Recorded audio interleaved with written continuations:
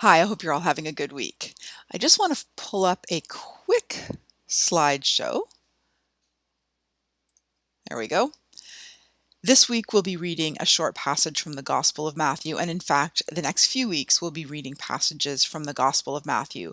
So I wanted to take a moment simply to orient those of you who may not be familiar with the Gospels to some basic information. So the four Gospels of the New Testament are Matthew, Mark, Luke, and John.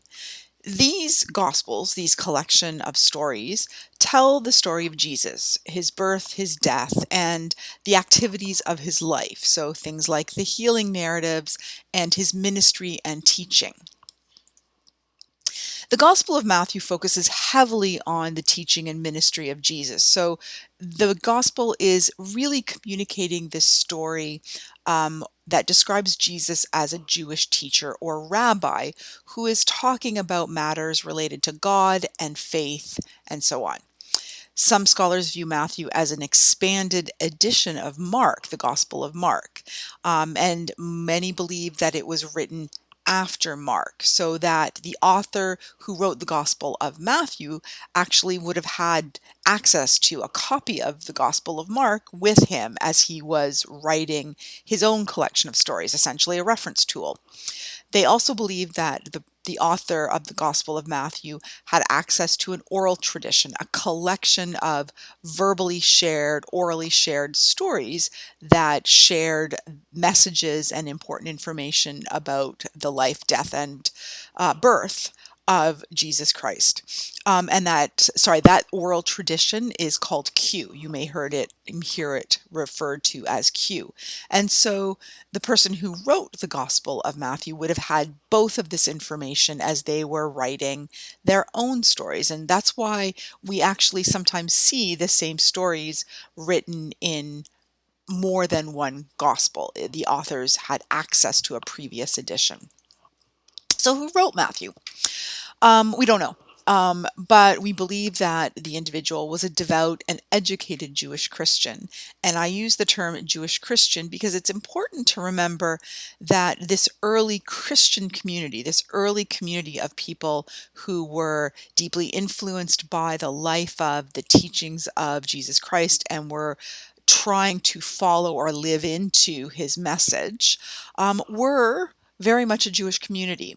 We need to remember that Jesus and Mary and the disciples were Jews, and these early Christian communities were Jewish or were straddling this journey from Judaism to early Christianity. Um, and so this person who wrote Matthew was possibly a converted rabbi, so a Jewish scholar or Jewish teacher who had come to embrace this Christian message, this story of Jesus Christ. The Gospel of Matthew has many prominent passages, all of which we're going to read this semester. So the Beatitudes, which is the passage that talks about blessed are the poor, the Lord's Prayer, the Golden Rule, which is the do unto others passage, and the healing narratives. And I believe we read one healing narrative at least during the semester.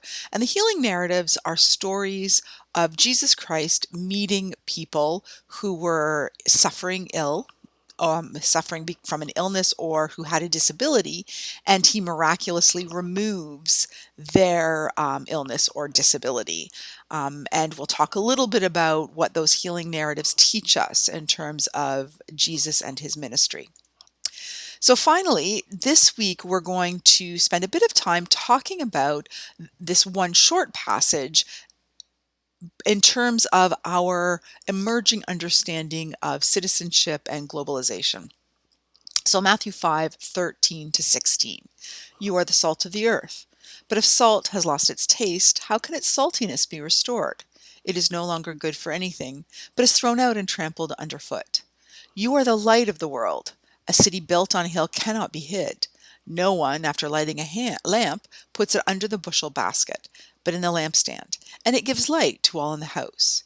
In the same way, let your light shine before others, so that they may see your good works and give glory to your father, mother, parent, the sacred in heaven.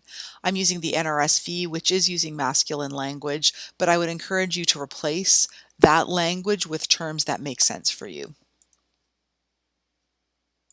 Thanks, and I'm looking forward to our conversation.